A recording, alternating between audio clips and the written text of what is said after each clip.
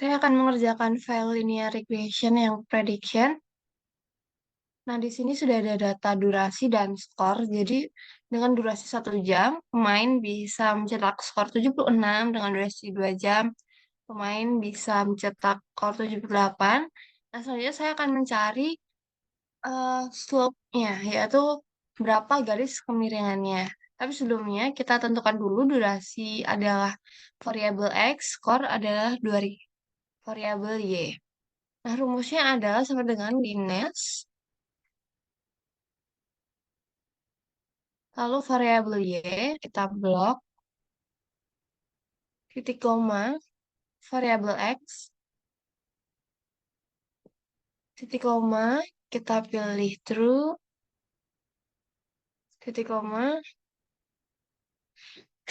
kita pilih false, lalu enter. Nah, hasilnya adalah 5,250. Nah, selanjutnya kita akan mencari coefficient of intercept-nya, yaitu berapa simpangannya. Yang pertama, kita blok datanya terlebih dahulu.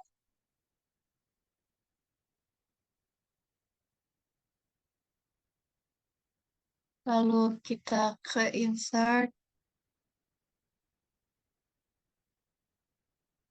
Kita pilih chart yang scatter.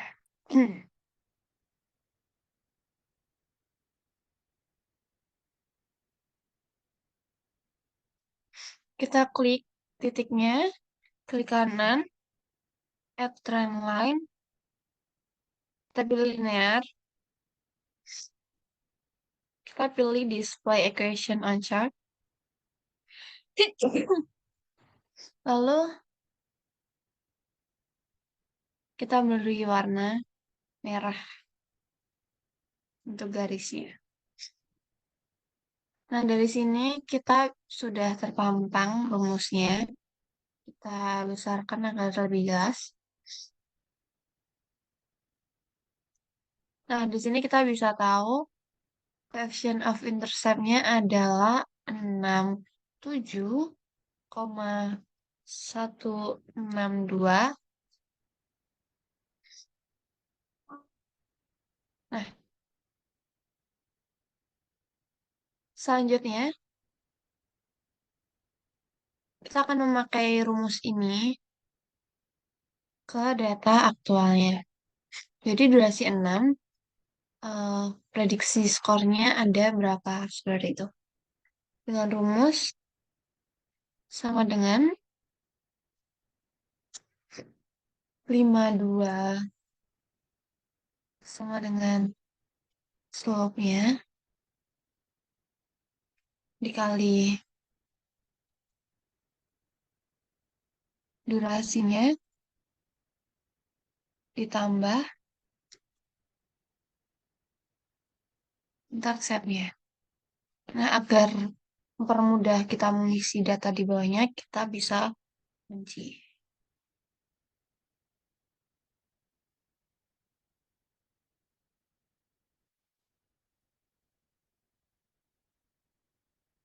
Lalu kita klik enter.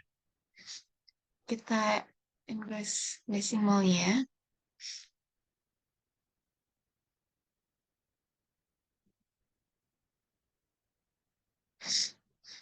Selanjutnya kita tinggal drag ke bawah untuk mengisi data di bawahnya.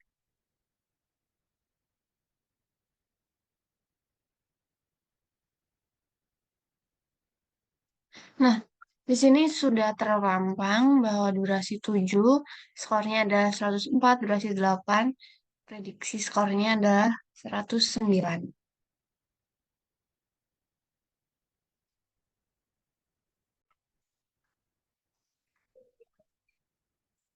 Selanjutnya, saya akan mengerjakan linear regression yang hipotesis testing. Kita akan menganalisis data tersebut. Kita ke data analisis.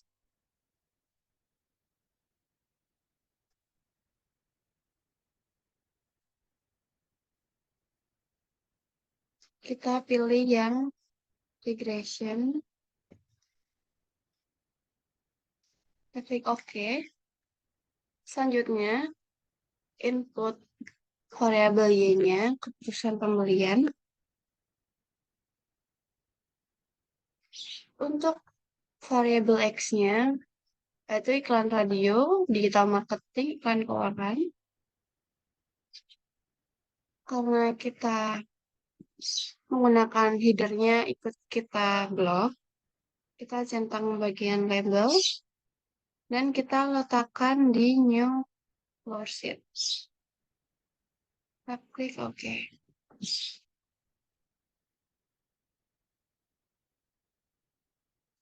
Kita besarkan tabelnya terlebih dahulu.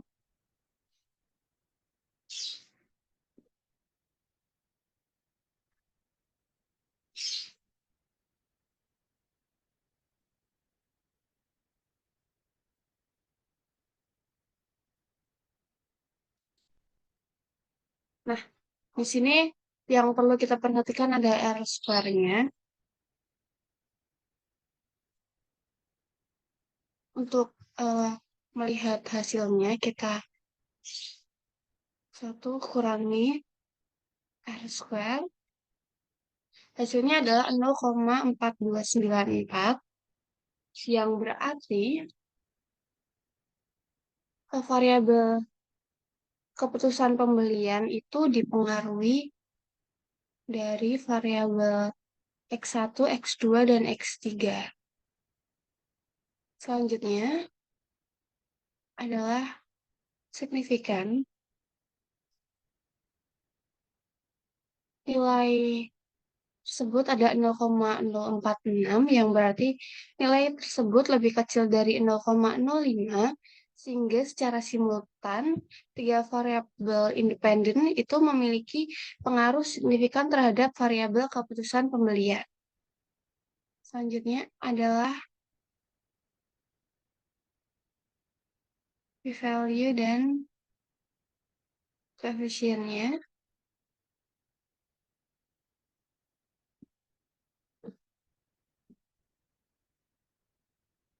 Di sini variabel X1 yaitu iklan radio mempunyai nilai sebesar 0,197 dengan p-value 0,641, yang mana nilai tersebut lebih besar dari 0,05, sehingga dapat disimpulkan variabel tersebut memiliki pengaruh positif terhadap keputusan pembelian. Selanjutnya ada variabel X2 dengan nilai koefisiennya 26,87 dengan p-value 0,007, yang mana nilai tersebut lebih besar dari 0,05, sehingga dapat disimpulkan bahwa variabel tersebut memiliki pengaruh positif terhadap keputusan pembelian.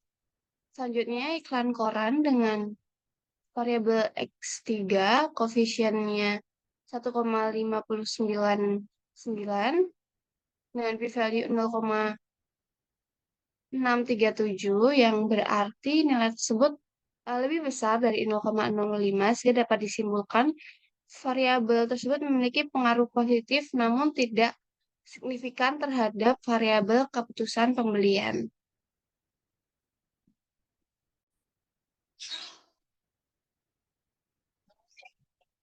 Selanjutnya kita akan melakukan analisis regresi linear melalui SPSS.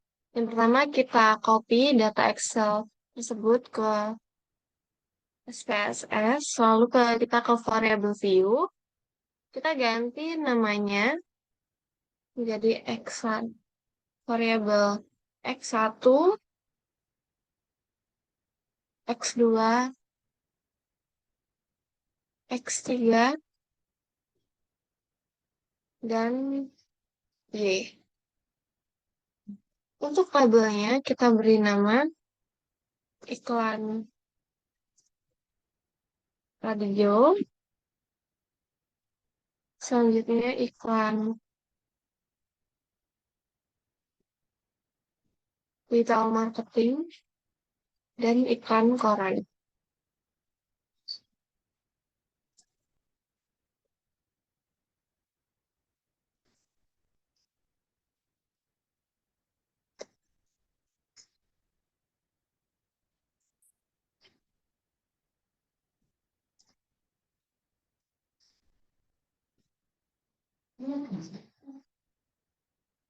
Selanjutnya, untuk measure-nya, kita ganti ke scale, kecuali yang keputusan pembelian.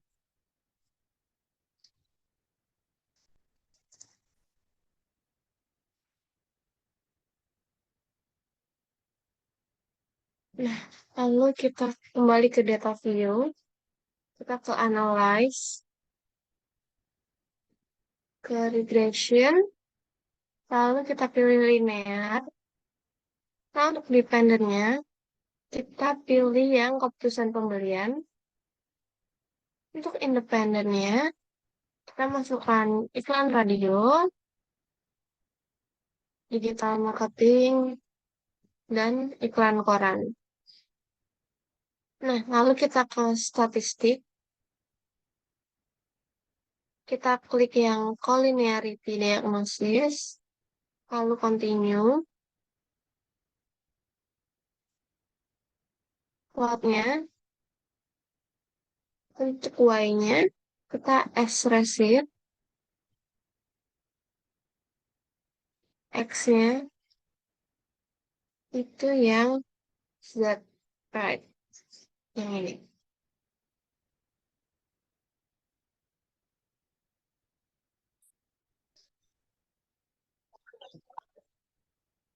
Kita juga centang bagian histogramnya dan normal probability plotnya. Kita continue, lalu ke save, pilih yang unstandardized, lalu continue,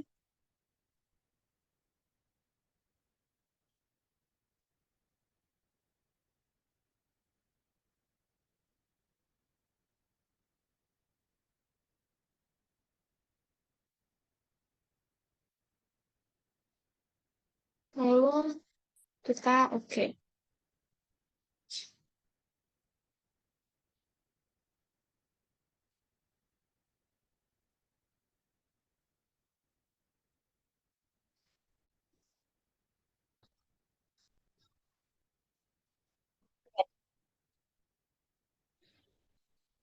Nah, data yang telah dianalisis oleh SPSS sudah muncul. Dari sini kita bisa melihat di koefisiennya, nilai signifikannya. Salah satunya ada iklan radio dengan nilainya 0,671 yang berarti lebih besar dari 0,05 yang artinya em, variabel tersebut memiliki pengaruh positif yang cukup signifikan terhadap variabel keputusan pembelian.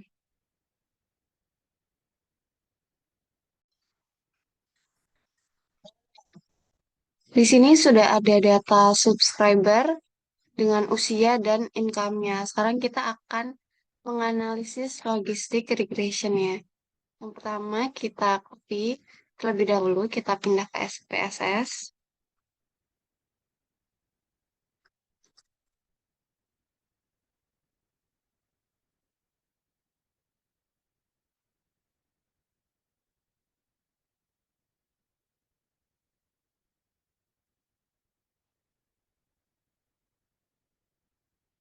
Kita paste.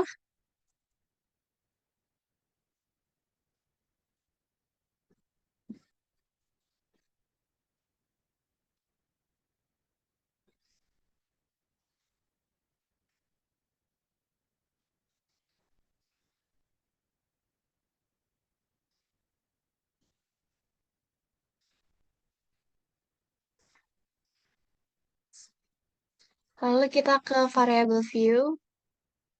Nah, di nama ini kita ganti menjadi subscriber,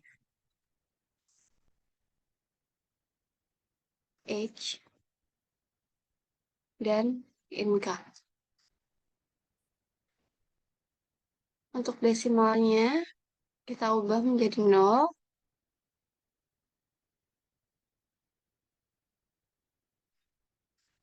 Untuk value-nya, yang subscriber, kita Value-nya 0, labelnya adalah no subscribe, lalu add, lalu pilih tik 1 dengan labelnya subscribe. Kita klik OK.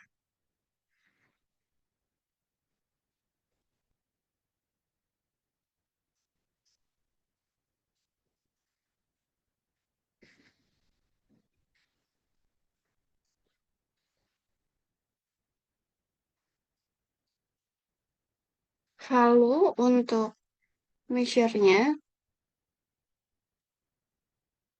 yang subscribe itu nominal, yang age itu ada scale, yang income juga scale. Nah, lalu kita kali ke data view, kita ke analyze, ke regresi, kita pilih yang binary logistic. Nah, untuk dependennya, kita masukkan yang subscribe-nya.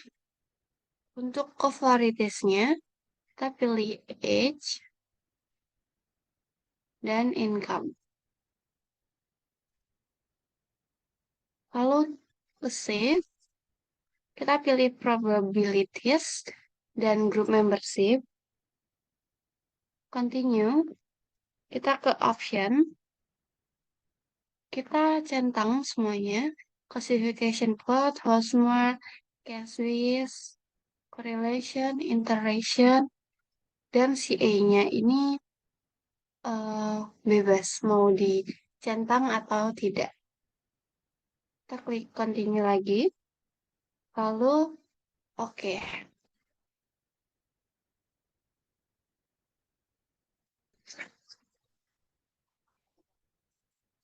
Selanjutnya, saya akan menginterpretasikan logistik regression-nya. Yang pertama ada case processing summary-nya sebesar 407, yaitu data di Excel telah diinput sebanyak 407 dan tidak terjadi missing atau kekurangan data.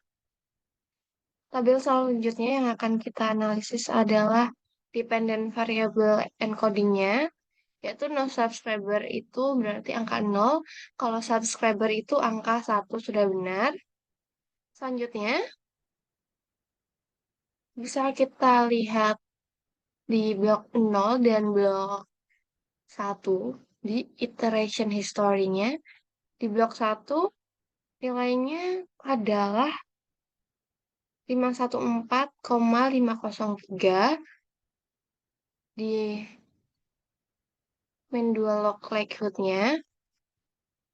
Sedangkan di blok 0, main 2 log likelihood-nya itu sebesar 553,796 yang berarti lebih besar dari blok 0. Berarti data yang digunakan sudah semakin baik.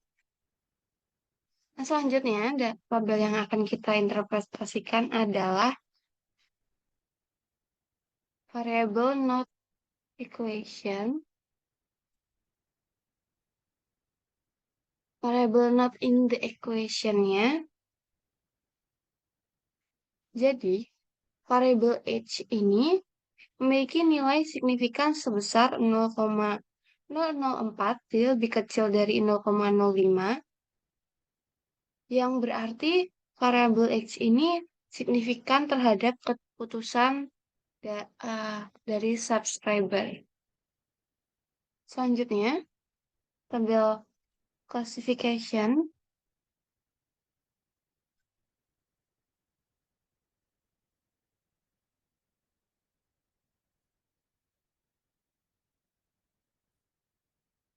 Jadi overall presentasinya sebesar 66,3%. Jadi, data tersebut memprediksi data sebesar 66,3 ketepatannya. Jadi ketepatan dalam memprediksi sebuah data ini adalah 66,3%. Selanjutnya,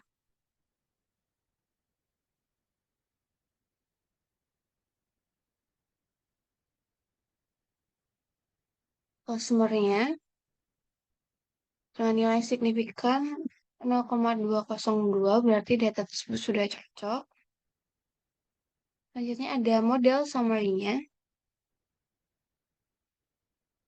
Kita lihat dari Nagel R square sebesar 0,124 atau 12,4% itu keputusan subscriber yang berdasarkan variabel X itu sebesar 12,4%.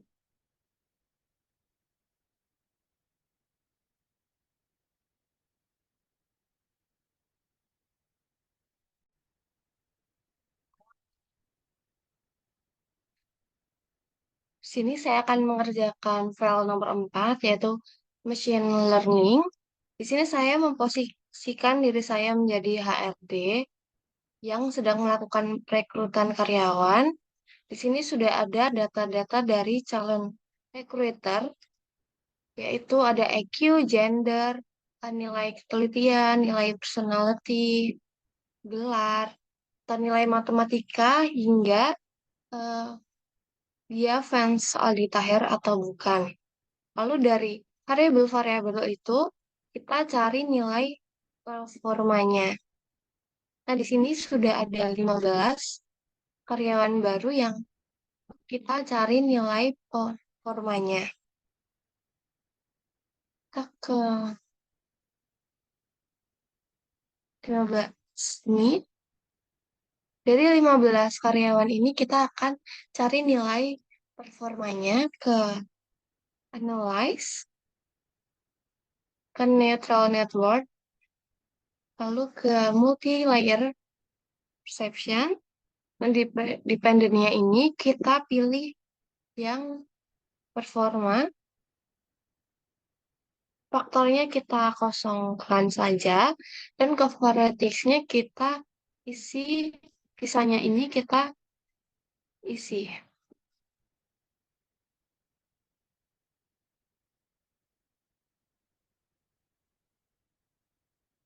Dari EQ, gender, teliti, personality, pengalaman kerja, gelar akademik, nilai matematika, hingga fans audit akhir. Lalu kita ke save. Sebenarnya kita ke output dulu. Kita pilih yang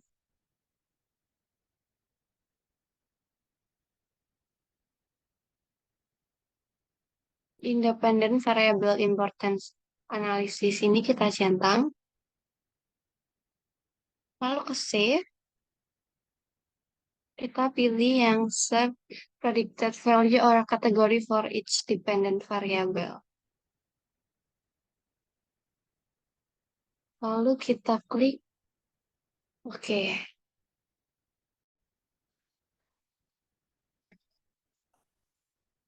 Di sini sudah muncul hasil dari data yang telah kita olah tadi.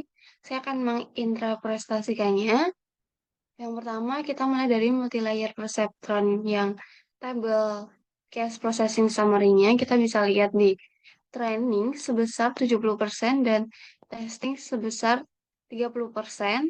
Nah, di sini kita bisa lihat exclude-nya dengan jumlah 15, tetapi presentasinya belum ada.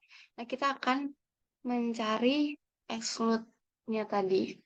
Selanjutnya, kita ke model summary. Di sini bisa kita lihat di training sebesar 34,3%, di testing sebesar 53,3%. Nah, dari nilai tersebut masih ada kemungkinan prediksinya masih salah. Lalu kita ke tabel independent variable importance. Di sini sudah ada nilai-nilai dari setiap variabel independennya, yaitu paling tinggi ada IQ yang mempunyai pengaruh 100%, ada pengalaman kerja 81,5%, tetapi ada variabel-variabel yang cukup tidak penting yang mempengaruhi performa yang akan kita hapus.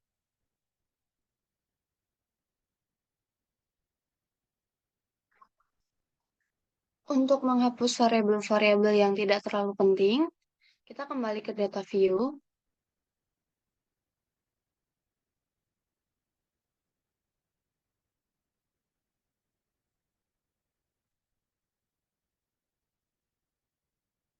Kita hapus tabel yang MLOT ini. Lalu kita ke Analyze. Kita ke Neural Network, ke Multilayer Perception. Kita sisakan IQ dan pengalaman kerja. Dan ini kita hapus-hapus saja.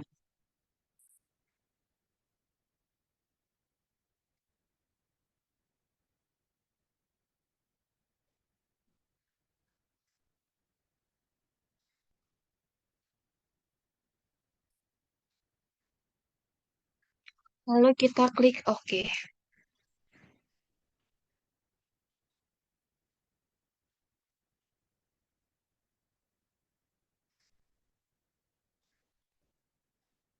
Selanjutnya kita akan muncul untuk prestasinya.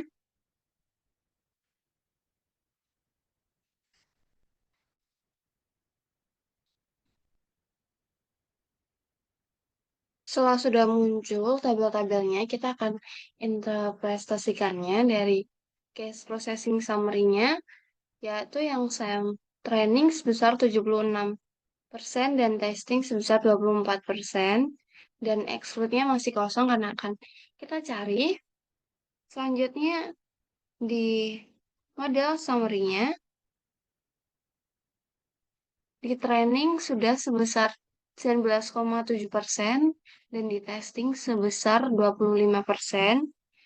Nah, dari nilai tersebut, data yang kita olah sudah cukup valid memprediksinya. Nah, lalu kita kembali ke data view.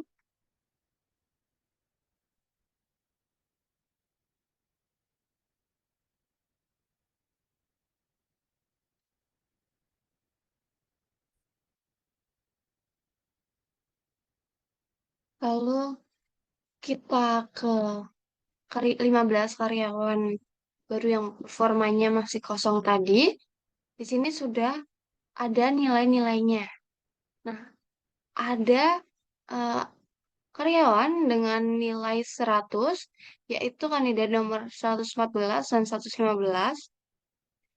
Berarti mereka ini cocok kita pekerjakan sebagai karyawan karena nilai performa mereka yang tinggi.